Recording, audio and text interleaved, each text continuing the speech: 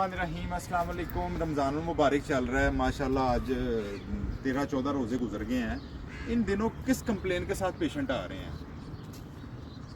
हमारी आंखों के गिर्द गड़े बनने शुरू हो गए हैं, डार्क सर्कल बड़े प्रोमिनेंट हो गए हैं।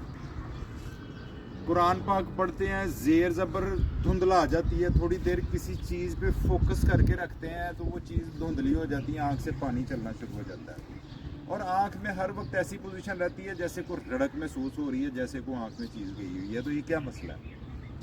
ये रमज़ान चल रहा है, एक तो वैसे खुराक की कमी इन दिनों और दूसरा पानी की कमी। जब भी आपकी बॉडी डिहाइड्रेटेड होगी, यानी कि डिहाइड्रेशन होगी बॉडी में, पानी की कमी होगी, तो इस तरह के मसले मसाइल आपके साथ रहेंगे। इसलिए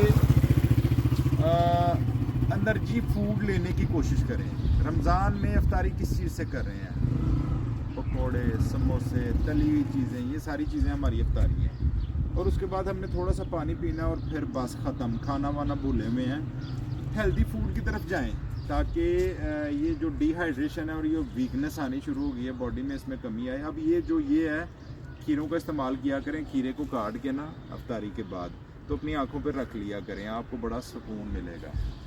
और सुबह जब उठते हैं, सहरी के बाद सो के जब उठते हैं तो कोशिश करें बेबी शैम्पू ऐसे हाथों पर डाल के दोनों पलकों को ज़रा अच्छी सी झाग बनाएं ताकि आपकी आंखें फ्रेश हो जाएं, जो ड्राइनेस आ रही है बॉडी में वो ख़त्म हो जाए। बहुत शुक्रिया, अपना ख्याल रखें। अस्सलाम वालेकुम।